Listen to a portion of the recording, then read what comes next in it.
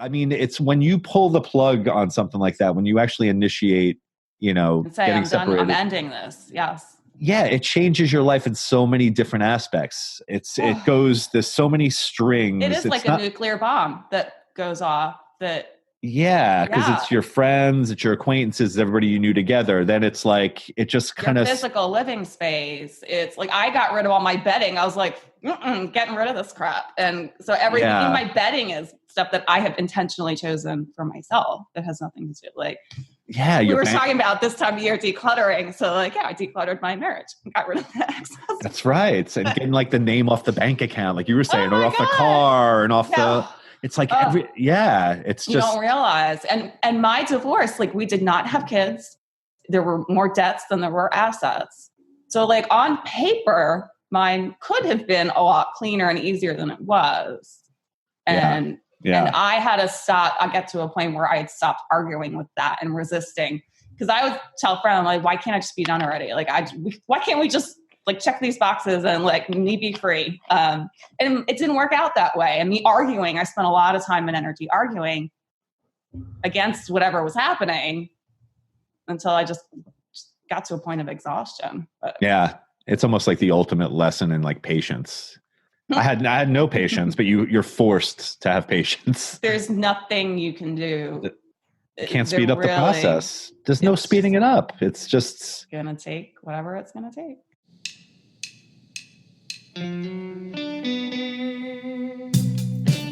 Recording from my studio here in Charlotte, North Carolina.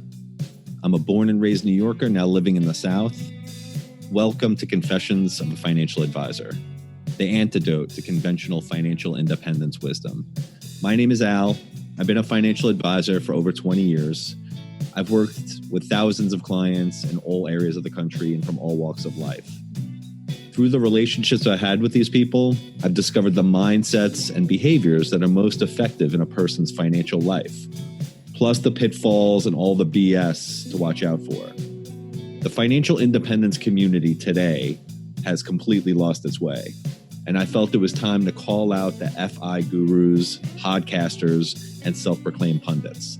This podcast is not about the numbers. That's what all the other financial podcasts talk about.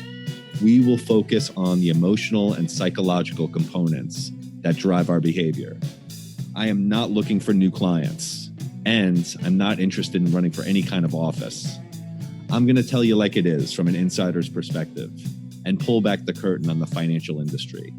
Now, let's get into Confessions of a Financial Advisor.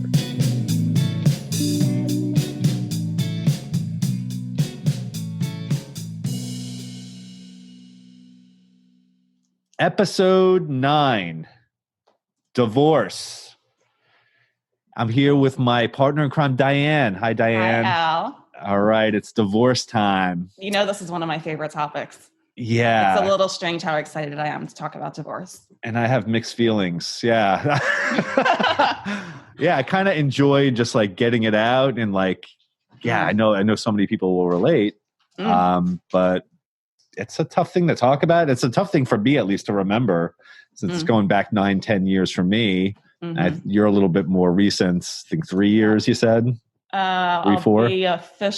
My separation happened a little over 4 years ago. So a little over 4 years, yeah. Which is what I consider my freedom date, not the actual. The freedom date. Oh my goodness, yeah. I took the whole month, because my separation happened in November, the week before Thanksgiving. So yes, for the last 4 years, I have celebrated my freedom month every November. Every November. Mm-hmm. This is good timing. Day after Christmas. Good timing. Yeah. All right. Thanksgiving is my favorite holiday now. So we started talking about all of this. I think because listeners should know that Al and I have been talking for over an hour already. This is how our conversations tend to go. Yeah. We basically go through the whole podcast once over, and then we record it the next time over. And then we end up talking afterward in most cases. We do, right? I have learned not to schedule you when I have another appointment. I know, I do. I'm watching the clock. I keep you so long. I know, I do. I do it. So we were talking about, so people think at least from my perspective, this is 10 years ago, Mm-hmm. my married friends, once I got divorced, would look to me as like their excuse, vicariously through you. live vicariously through me, and almost like they wanted me to give them an excuse to get divorced. This is what I felt. Nobody came out and said that, but no, I kind of got this feeling, they'd be asking me about what's it like Pointed dating. Yeah. And short answer, horrible. yeah.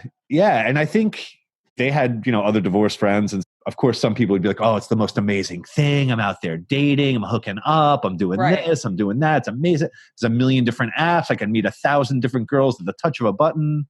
Yeah. And I would take the other side. I was like, listen, I'm like, if you're married, I'm like, freaking stay married, will you? Like, please do not get divorced unless you 100% think you need to. Mm-hmm. And until you're at that 100% mark where you're like, this has to happen. Don't do it. Right. Don't do it. Right. Yeah. I think they romanticize the idea, glorify. Yes. Oh my God. Now I truly am very joyfully divorced today, but the crap that I had to go through to get my freedom back from my ex-husband, I don't recommend any of it. It was horrible. All of it. Yeah. No, divorcing was not a pleasant experience for me at all. It's only been on the other side that I've really discovered a whole lot more joy, but the process was brutal. Can you think of a time before you were divorced where you met other divorced people? And I'm asking you this question because this is something I think about, where there were people in my neighborhood when I was married that I knew got divorced or were going through a divorce. And I would see them and they'd be like, yeah, I'm going through a divorce. I'm like, oh, I'm sorry to hear that. Yeah. I had no clue in a million. All I thought it meant was like they just weren't right together and they're splitting ways and everything was fine and it was easy and all you did was sign a paper. Yeah, I had thank God I had no idea what I was in for. Because if I had known what my divorce process was going to look like, I don't know that I would have started that journey. If I had known how long it was going to last, how contentious it was going to be, how long I was going to have to wait, I don't know that I would have started the journey, honestly. Well, think about like when you get into an argument with someone, right? Maybe it'll last like minutes to hours to like, if you hold a grudge, days. Yeah. I mean, let's even extend it out, maybe a couple of weeks, and then eventually it just, you're thinking about something else. It dies down. You move on. It dissipates. It's just over, right? That's in the past. Like with a divorce, it could go on years. Yeah. And so you could keep like regurgitating this anger. You're getting re-traumatized. And every time I had a whole divorce email folder. So my ex hired an attorney. I chose not to. So I had in my email, everything was written communication with their side. And I had to bury the email folder because D was too high up in the alphabet. Like, I can't look at this. It was stress inducing because I'm like, every email notification, I'm like, is this good work stuff or in prison or whatever? Or is this divorce crap? Like it was ever present running in the background every single day for 15 and a half months. And I know your journey involved, time in court and it just beats you down. It literally beats you down. And I was telling you, again, long story short, I say that a lot just because I don't want to draw out like all the details of a story. But at the end of the court case, 3 days in, judge finally just says that we're both going to have joint custody. We're going to stay here in Charlotte's. And my ex basically texted me, or from what I can remember, like texted me and said, well, I know that you think that you won and congratulations, you won, or something along those lines. I'm sure you must be happy you won, something along those lines. Yeah. And I said in the text, and I remember feeling like, whoa, that's so not what I'm thinking or feeling. Not even remotely close. Like I had no sense of victory. It was an empty victory, not even. I mean, I was so happy that it was just over. Done. Over. Relief, complete relief. Yep. Like, my God, finally. I can fully exhale and stop waiting for the next shoe to drop. That weird aspect of being in limbo when something's coming, but you can't control how, you can't control when, and you can't control the collateral damage. Mm-hmm. You have to wait it out. It's like you're just on eggshells for a long time. Yeah. Mm-hmm. So when you're a married person out there and you're considering the idea of possibly getting divorced because you see a friend of yours out on dating sites and running around and, having fun, quote unquote. Don't do it. I mean, I literally, I've tried to convince a few friends because for whatever reason, like I got divorced around the same time many of my other friends, like within like a year or two. Oh yeah. Probably 3 or 4 of us got divorced. Yeah. It's not contagious. It's just interesting how it does work like that. Yeah. Yeah. You just don't know that. I think you described it, Diane, as like, it's a grieving process. It's a death. It is. So divorce is not failure. It is death. Death. On so many different levels. I had someone tell me, somebody mentioned something about me handling grief. And I'm like, yeah, I'm really good at it. Like it just comes up in conversations. I didn't anticipate that. And no, me neither. It is so comprehensive of an experience. Like the weight and the gravity and the comprehensiveness of it are hard to explain to people that haven't walked through it. We've talked about the difference between knowing and understanding. You can know what divorce is, like you're not legally married anymore, but the experience of divorcing, it is massive amounts of grief. Yeah, you would never know it. It's like you would never know, and we're not exaggerating here. This isn't an exaggeration. It's not hyperbole. It's not it's death. No, it feels like some sort. It feels like your insides are being ripped out, and you have to sit with that. So it's not going to go away. Danielle Laporte is an author, writer, and a speaker. And in one of her books, I think it's called White Hot Truth, she talked about, she's divorced. She described it as having every one of your bones broken very slowly, one at a time. And then your ribs are collapsed. And so your lungs are compressed. And for a while, it gets really hard to breathe. It's excruciating. And I love that description of it. Yeah. Because it truly, that's what it felt like. Yeah. That feeling. So I remember a couple of years ago, I had a 14-year-old dog. Man, this is getting depressing. All right. So bringing all the fun times. I put my dog down, and I remember it was the first time I ever had to do this. I've had dogs in my childhood, but my parents always made that decision, and I was never around for it. But this is one I had to do. Like my dog couldn't get up, and we had to do it. And it was a dog I had since a puppy. It was like my boy, So that was one of the most gut-wrenching things ever. Mm-hmm. But I remember all the people before that, friends, family that had dogs that told me about, you'd see it online, on Instagram. I had to put my dog down, and I would feel like sad. Oh, that's sad, right? Yeah, like, oh man, I hate that you had to go through that. But did I know even like the like even remotely the depths of what they were going through? What the firsthand experience not feels even like? But not even close. Like it'd be, even to say like I knew a little bit of it, I didn't know any of it. It's one of those things you don't until it's happening to you. Yeah. Yeah. And so divorce, I feel like it's the same sort of kind of comparison as that, because it is grief, and it just goes on. Like, at least for most people, it seems like it's never a short process. At least in North Carolina, you have to spend the year separated? Is that how it works before you can officially get divorced? Oh, a year and a day. Yeah. A year and a day. Yeah. Uh-huh. I like that. North Carolina. Thank you. Appreciate that. Yeah. Thank you for because let's just draw this out even further. Is so much fun. I just really want to stay here. How about you stew in it for a year? Okay. Yeah. Well, you and I talked about once we both kind of got through the other side, it wasn't this experience of like having really won anything. It was this like, just the sense of relief. Like, it wasn't like I got a trophy and I came out ahead. That didn't come up for me anyway, at least. It's like, I'm just so glad to be done with it. Absolutely. I think a lot of people attach to the stories of, blaming the other person. Mm-hmm. So I have friends that are many years divorced and like just still have that kind of mentality of like, they're still telling us what the ex did to me. How horrible. Yeah. Yeah. What they did to me. It's always about like what they did and how they were. Mm-hmm. And I did that in the beginning. So I did it for a little while. And then I think it was after that court case, after that like final release of like, it's all over.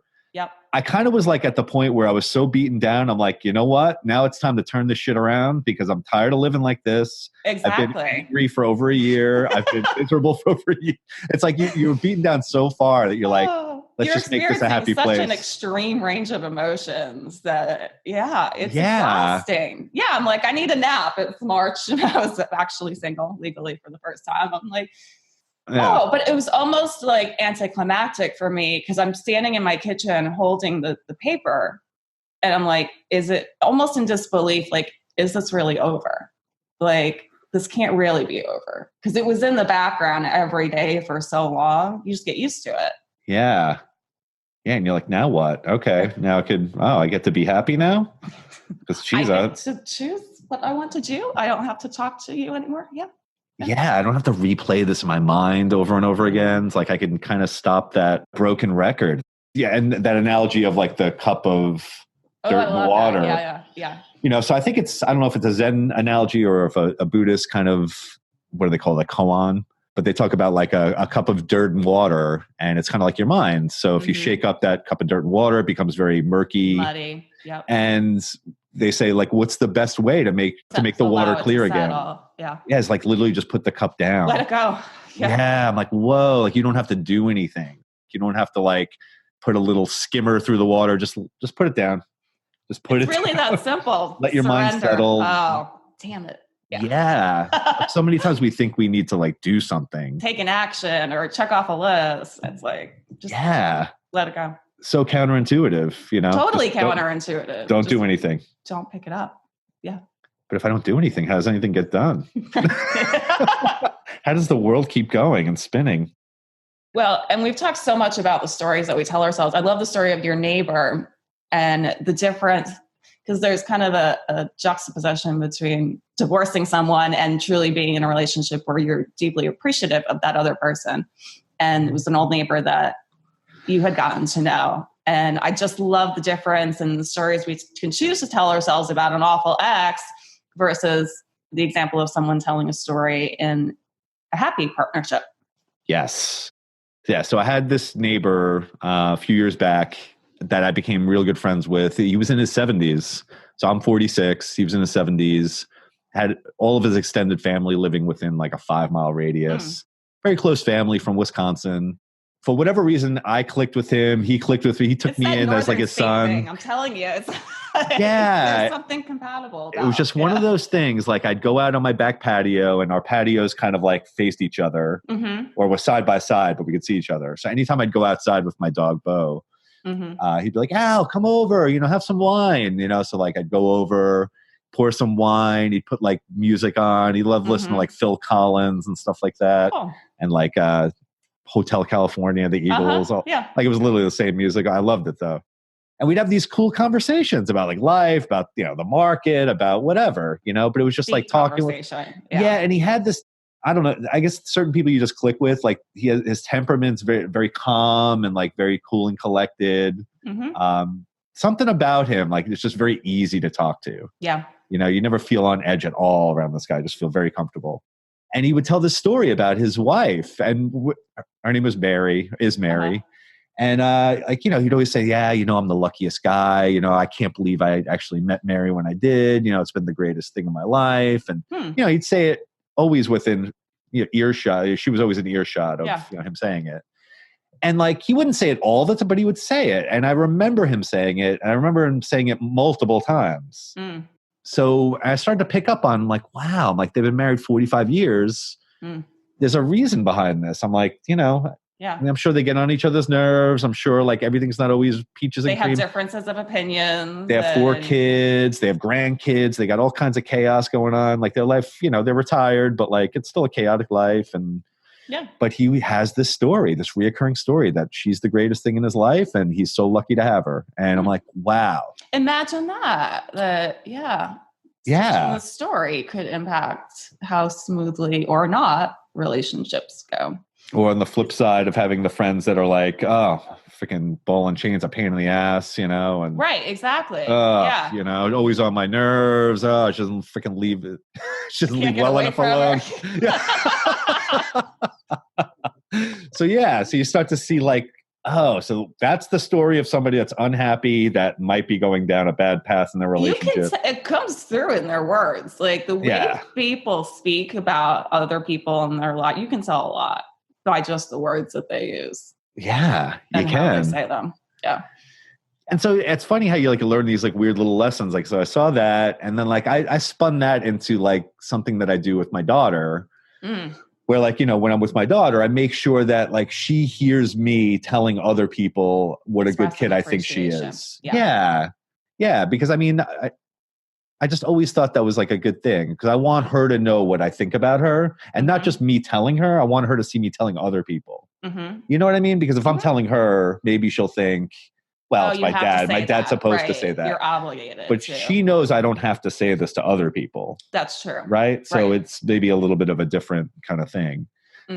But like you said in the post, like this goes for all relationships. Oh yeah, For there's kids, such a myriad of variety of relationships. And I was telling you the story. I met this very nice sales guy at Best Buy years ago. I ended up standing in the electronics department getting hugged by this guy. And like literally had just met him. And I was making a purchase. And I'm just like, oh, like, thanks for the hug. Merry Christmas. And that's a story you'll be telling other people. And like Dave was great at the Matthews Best Buy. I mean, he's sharing this. People tell me shit. So then he's sharing with me his graduate thesis, which is related to the psychology of consumer behavior. I'm like, can you imagine? This is why I get a what hug. are the chances? I'm like, okay. Yeah, like tell me more. Yeah, so there's such a wide variety of relationships. So whether it's a short-term relationship or connection, I mean, or a more longer-term and ongoing relationship. And so one of the theories that we talked a little bit about briefly earlier was the concept of 1 + 1 = 3. And this is like, I've done a tremendous amount of very uncomfortable internal work the last 4.5 years. And it's been an enlightening time, but this 1 + 1 = 3 concept is that each person, doesn't matter what the relationship is, but each person can only be responsible for what they bring to the relationship. But then this third energy is the relationship, and it's a living, breathing entity. And each person in the partnership has a responsibility to the relationship. And I love that way of looking at it, because it's just a different perspective. But you're saying that each person has a responsibility for themselves first, and then that third part is kind of, but I mean, you have to you have to make sure you're okay, that you're taking care of yourself before. Yes. You know, because I think you're caring for something else. So I always heard it put, you know, that the relationship needs to be put first, but I like the way you're saying it. No, I take the opposite perspective. No, I come first. And then whatever other relationships I have in my life. And both people need to have that shared kind of thought process. Yeah. Ideally. And that's a conversation certainly I have with people. But yeah, it's just been interesting to shift my own internal stories. Like, well, what does constitute a healthy relationship? Because my marriage certainly wasn't one. Well, and then we talked a little bit about the romantic love thing, about how people believe in this notion of star-crossed lovers. Right, yeah. Or like, you know, you're my soulmate, you're the only one for me, and I'm going to find that one person. I knew that person was just there's one individual person on the planet, such a load of crap, that we sell to our children. And then we wonder why we're all in therapy as well. Yeah. Like, I don't know. Yeah. Look at the fairy tale crap stories we're telling to our kids. Yeah, they want to be a princess and like have a 5-hour. Knight in shining armor is going to come save me. Yeah. Nice 5-hour wedding that costs $50,000 and you get to be a princess for 5 hours. Right. I don't believe in that story. That has not been my experience. It's statistically so illogical, like to think that on the entire planet there is one person, and unless and until you find that one person, you're never going to be happy. That's like setting ourselves up to fail, no? Yeah. Or what if you're the person that's like, I found that one person, you're the person for me, and I finally found it. Leave, or what if they die, or well, what are you gonna do then? Like, then you've lost your chance. Like, I don't buy that crap. Yeah. Or like 10 years in, the honeymoon's over, and now it's like, well, maybe that wasn't the right person. Let me find the right person. Let me try again. Yeah. There's gotta be another one out there. Yeah. I made a mistake. here's my one true, and that we've talked so much about looking outside of ourselves for whatever, completion, whatever you want to call it, but it's that endless searching and that grass is greener kind of thing too, right? Which is just a recipe for severe dissatisfaction. Mm-hmm. Like thinking that, whatever, my opinion of dating apps is kind of abysmal, but I've actually had it happen to me in interactions with men where they're physically interacting with me in person, and then they're turning around and checking their phone and scrolling through other people. And I'm like, could you be present with me? Like, I'm physically here in front of you. And you're looking for the next best thing. It's like, that doesn't inspire a whole lot of trust in me, personally. Yeah, that makes sense. I mean, you want to look at somebody in the eye and have a conversation. Like, the worst thing you can do is be like, people looking down at their phone and then looking up at you and then glancing back at their phone and then looking at, I'm like, where's your loyalty? Where's the commitment? What are you committed to? And people are sometimes so afraid of committing to anything. Yeah, and when you're the person talking and you see somebody else doing that while you're talking, you're like, wow, he's fucking not listening. It feels totally disrespectful. Why am I even talking anymore? Like, let me just stop talking until you're done with your phone, and then we could have a conversation. Yeah, you get that feel. I've had that feeling many times with friends, and everybody's distracted these days. Yeah, and it's rare that you have those conversations where somebody's just, you're dialed in. Yeah. And that was that neighbor for me. And I was like that dialed in kind of feeling where like, well, you're still telling the story of your experience with your neighbor, and you have a relationship years with him. Like, so obviously it was a meaningful connection to you. Right. Cause I mean, that's the thing. People want to feel heard. They want to feel important. You know, they want to feel loved and heard. I mean, that's kind of the whole premise of human interaction. You don't want to feel like somebody's looking over your shoulder, that they're looking for the next best thing, or you're just something to kill some time before they do something else. Or exactly. Yeah, that's the tough thing about like this whole. Well, again, we don't have to get into social media, but it's the distraction. Right. The more distraction there is, it seems like the less solid the relationships are in your life. It just is. It's just, you can't build anything solid with anyone or have any kind of, a relationship with integrity unless you're really connecting with somebody and you're not conveying that you're really not important and I have other things going on. You're not a priority. Yeah. You're not a priority. Right. Well, yeah. There's so many different things with relationships. I mean, you and I talked a little bit about being divorced. You almost get to a point of understanding why people stay married in some cases. Like, it's just sometimes seems easier. Yeah. It's like the devil, Yeah.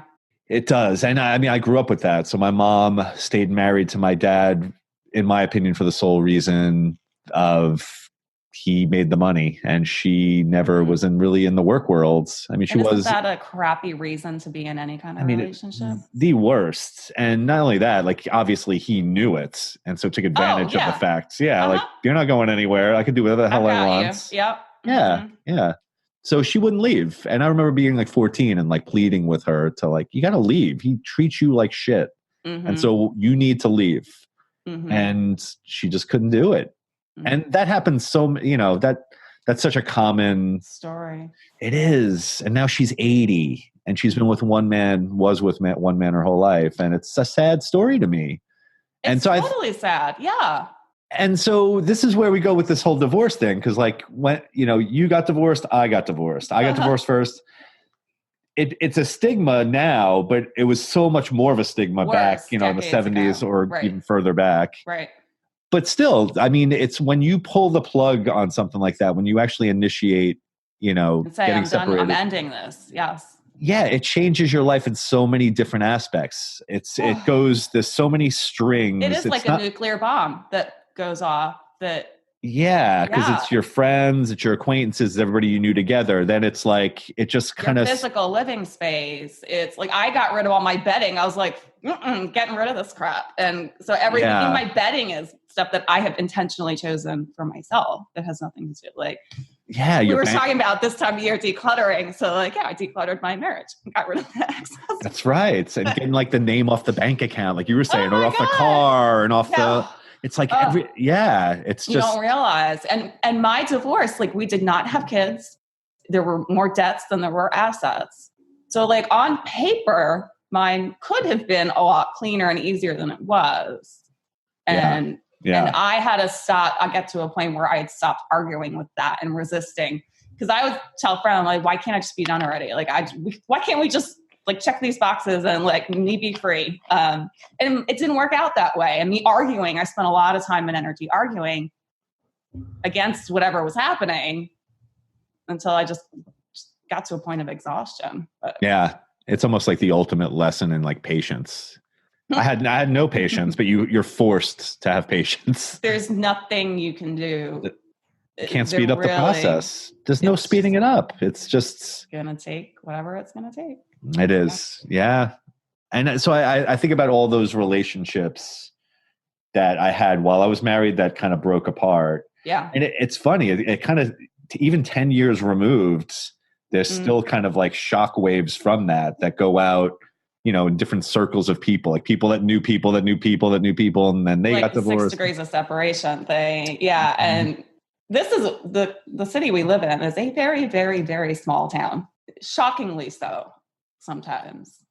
And the Bible Belt. And so there's another layer of judgments when it comes to divorce. Mm-hmm. Oh, like somehow, well, you must not have had enough faith in your relationship. And I've heard those words specifically. I know. Yeah, like my marriage cannot work. It would not work if it wasn't for my faith. I've heard somebody actually say that in my presence, knowing that I'd just gone through a divorce. Mm-hmm. And it took every ounce of strength in my body not to reach over and strangle him. But I kept my shit together and didn't do it. So stuff like that happens. And like, so you start dealing with all this like judgments, but I think a lot of it's also what, it's what you're conjuring up in your own minds. Oh yeah. When it comes down to it, you eventually get to a point where like, you don't give a crap about any of it. What like, anyone else says. What does it, I mean, and you can't control it. So you start to realize I can't control what anybody else thinks. No. And I remember the initial stages of being divorced where my ex was saying things to friends that we had in common. Right. And I knew that she was saying these things. And I was like, there's nothing I can do to change the mind of these people now. It's just now me trying to defend myself. Against a story that they've been told and just kind of blindly accepted. Right. But the silver lining of that was that was really that was like, the forest fire that burned out all the dead wood. Like it was like that that cleared out all the friends that were, you weren't my friend anyway. I mean, obviously, if you're just going to believe one thing that my ex said about me, then our relationship really wasn't as strong as it seemed to be. And I love the forest fire imagery that evokes. So did I tell you about the candle that's called Freshly Signed Divorce Paper? There's a candle that's a divorce-scented candle, supposedly. Divorce-scented candle? So I wrote about this. Forget when. And supposedly, because I was looking it up online, a friend had shared it with me, and supposedly this candle has some floral scent to it. And I took it, I wrote, I'm like, oh, hell no. So what that scent of divorce actually smells like is the ashes of everything in your life was at one point familiar after it's been burned and incinerated. It's that like smoky, intense, like when you've been at a campfire, it's like it gets into your clothes and you think you've gotten rid of it. Yeah. Yeah. I've never heard of that before. Wow. So if you know anyone divorcing and you want to get them a gift, there is a candle that smells like a floral divorce. Forest fire is a little more accurate in my experience. So I think we both have a different take on it. Like, I think you come more from, I think, the viewpoint of like, I'm happily divorced. Yes. I've never like thought about it that way. I always thought that it's something that happens. Mm-hmm. I am happier now than I was back then. Yeah. I guess I just never put it in those words. Mm-hmm. But when I look back on it, it was such a traumatic experience. Oh, totally. That it's something that it's hard for me to say that like I'm happily divorced. Like it's hard to use those words with it just because it was just so like, again, it was just like such a heavy time and such a like, ugh. And dark. Yeah. And just like and uncertain. Grueling. Yeah. Uncertain and grueling and sad. And just all the emotions, like you said, a grieving process. Lots of emotion. But again, looking back, like an important thing that I needed to happen. Mm-hmm. It just wasn't something. It's just, I think when people are married, they automatically think that people are divorced are just kind of trying to rationalize, why they got divorced. Explaining it away, but like deep down, you just didn't have the faith and the conviction like I do. And I don't think that's true. Now seeing so many people that are friends of mine that are divorced and so many different reasons why it wouldn't make sense for those two people to be together. And a lot of, right. Yeah. It's just, you're just both butting heads and you're just going to spend the rest of your life hitting against each other until what's the point? Until you die? I mean, that's just... Till the kids grow up, Because why? It doesn't make any sense to me. Yeah. Why would you continue to torture yourself if it just really was a clear case of incompatibility? So then where does that come? So where does that guilt come from? Catholicism. It's everywhere when you're a recovering Catholic. Yeah. Everywhere. Yeah. Like as it somehow you failed. Like somehow it's a reflection of you as an individual. And that's maybe why I've been so adamant about communicating and explaining and calling myself even joyfully divorced. Because if I had only known how joyful and bright and pleasurable life could be, I would have ended the marriage way before I did. I could have saved myself a lot of years. It's like the polar opposite of the highlight reel, like when you're like admitting to people that you're going through a divorce and that, in some context, like the relationship just didn't work. Yeah. It's almost like in some ways, I'm not categorizing in this way, but like admitting defeat, like that. No, this thing that I thought was going to work didn't work. And now we're splitting ways and we're going a different direction. Right. I tried it. I didn't like it. So we're not doing that again. Yeah. Don't want to do that again. Yeah. I want to have a happy person. Yeah. Well, I don't ever want to do marriage again, but yeah. But it's so deep rooted in those, at least for me. Well, even visually in marketing messages, think about it. Like we're sold this even visual perception of the happy family as including looking a certain way. And any deviation from that is looked at as somehow wrong or bad when that's not true. Yeah, or deeper than that. Like there's something wrong with you. Like there's a character flaw. You have a character flaw because you couldn't make this work. Right. Because if you had good character and you were morally at the level that I'm at, then your faith would make this work. And it's sort of like, that's such a tough conversation to have. And I don't have those conversations with people that, it's just not worth having. I mean, what's the point? And I'm the only member of my family of origin that is divorced. Or no, I'm not actually. I have one other family member who is divorced. And so they and I have fascinating conversations because we get it. Like we've both been through it. And with my other family members, there's a level at which they can't go beyond. Like they get it that I'm not married anymore. They know my ex. They know why. Well, he's not here anymore. He's not around. He's been photoshopped out of the picture. Oh my God. I understand that she's divorced. He's no longer at the table at the holidays. Okay. But they just, not having been through it, there are places that we can't go because they can't follow me. Yeah. And in some way, I think they need to insulate themselves a little bit. I think just because it makes them, it's almost a mirror. It's like, well, if you're divorced and it's okay, right? And I'm married. Wait, what if my marriage fails, or what if we hit a rocky patch, or whatever? All the thoughts that they feel like everybody has had. I mean, I love when people say like, oh, I've never thought about, I've just always been with this one person and it's been perfect and everything. You never had one thought about maybe there wasn't the right person for you, or maybe there's a better person. Any doubt, right? Yeah, like it's almost like this thought crime kind of thing. It's like you can't have this thoughts. Transgression, yeah. Yeah. And so like, I think we're like just putting that mirror up, like, here, look at those thoughts that you were having. Right. Now you have to take a look. Remember that fight you had last night? Yeah, maybe that's totally. Something. It makes people uncomfortable to some degree. And, it's been interesting for 4 years now to watch people's reactions, because people immediately go, I'm so sorry. And like from the beginning, I'm looking at them in confusion. I'm like, why the hell are you sorry? Like, I'm thrilled he's gone.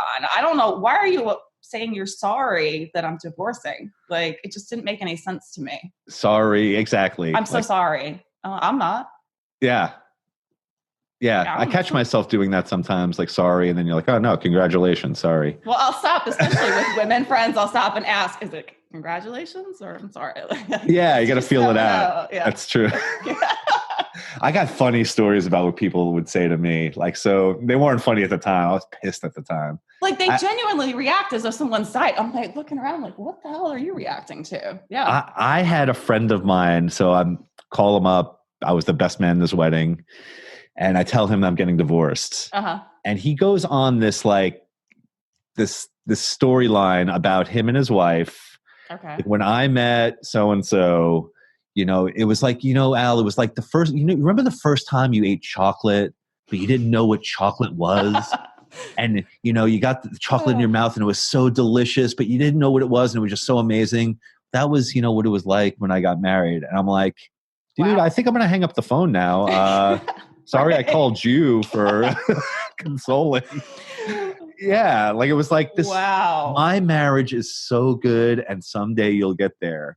Like that. That's always. If you ever want to console somebody that's getting divorced or going through it, don't talk to them about how solid your own marriage is. Yeah, that happened multiple times. You know, like I have the best marriage, and that would never happen to me. Great. Thanks Good for you. I wasn't judging you. I'm just sharing my own life experience here. It's, you know. Right. I mean? Yeah. Like I have cancer. Oh, well, I'm so healthy and I'll never get cancer. Oh, well, thank you for that. Wow. Good for you. We don't need to be talking anymore. Yeah. So strange. Yeah. It was such a strange kind of interaction, especially with somebody considered like friends. I don't even think they did it, you know, deliberately. It wasn't like this malicious kind of thing. Oh, no. It's just maybe they were uncomfortable and just came out the wrong way. Who knows? But for whatever reason, I was like, do not say that. You know, just say nothing. All right. Just zip your lip. Just nod and go. Right. Just don't say that. Right? You know what the most common reaction I've heard though, it's like 4 years of market research I've been doing. I'm writing books about it. So the most common reaction I received is at some point the other person saying, oh, me too. Me too. And that shifting and inviting a whole other level of conversation. Yeah. It's nice to like know that somebody is kind of, that's going like a sigh of relief. Like, you know, yeah, you know, yeah, you get it. It's like, thanks for understanding. You and I talked about like the recognition of people who've grown up in the New York City metro area. It's like, doesn't matter where we meet one another. Mm-hmm. It is this like silent recognition of like, oh, I see you. Yeah, I get it. Yeah, it's like that. It's what being divorced and connected with other divorced people is like. It's like a band of brothers or sisters. Totally. This club that none of us, I don't think, ever would have intentionally chosen to join, but that's just how life worked out. And yet here we are. Yeah. Yeah. And the idea, like you said, you never want to legally go through the act of getting married again. I will never get legally married again. I'm open to committed relationship, but not legal marriage.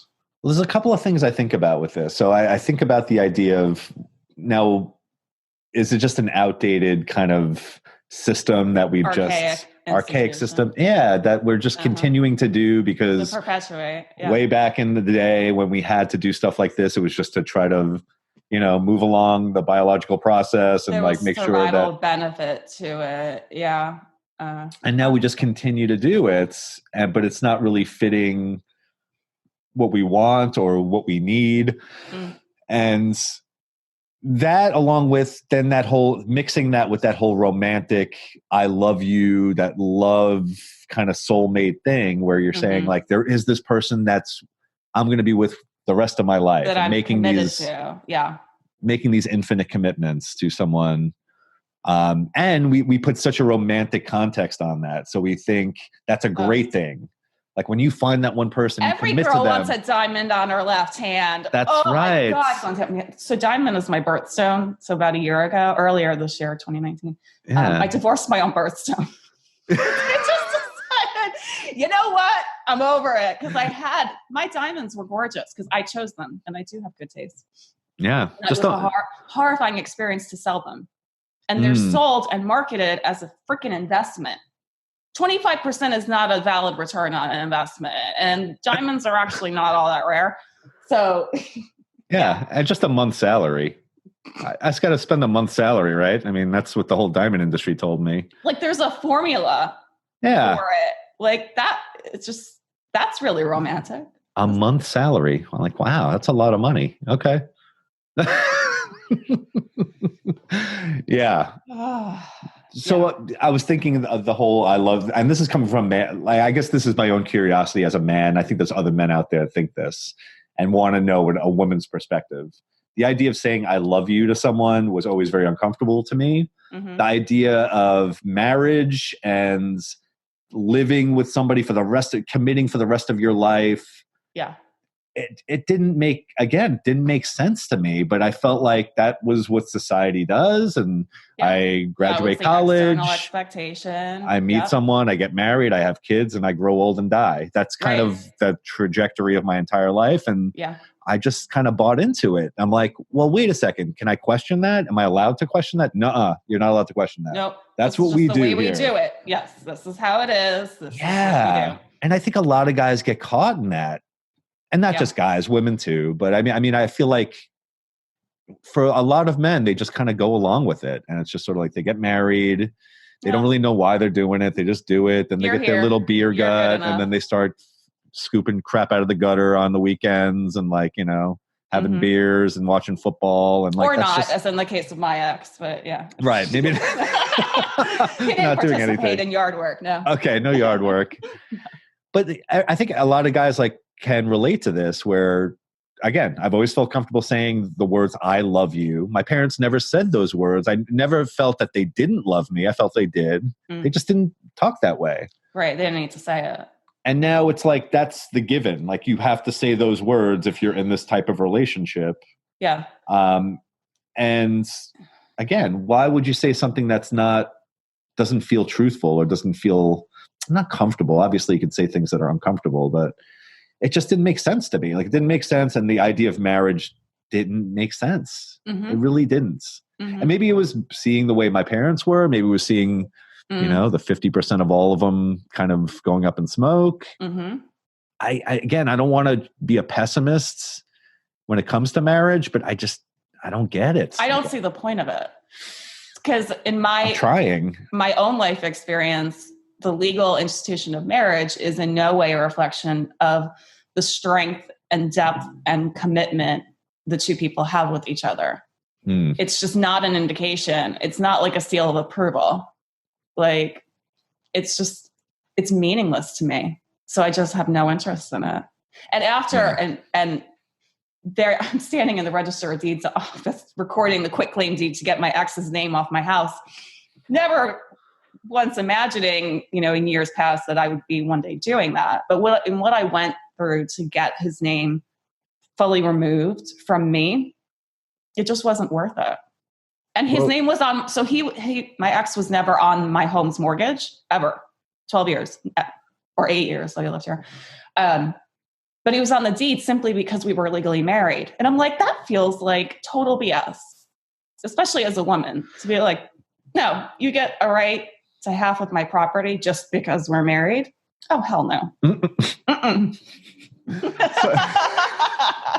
I think some people would argue that, you can have two people that want to be together. They can look each other in the eye. They can make this commitment. Yep. They say, I'm all about you and you're all about me. And this is between us. Right. We don't need to project this to anybody. We don't need documents to do it. But then the argument to that would be like, well, if you really are committed, then you need to do something to really show you're committed. And this, by doing this paperwork and making yourself into this ironclad contract with the government, really shows your commitment. It's really, really hard to get out of. Yeah. And who are you showing it to? Are you showing it? So then again, you're doing it for the benefit of, your surroundings, everybody that's looking at you. So it's you're showing everybody. It's like the Instagram thing. Oh, yeah. I'm showing you. Look at me. Look, we're married. I got the paper. Look the ring. Look at the diamond. Look how big it is. Official.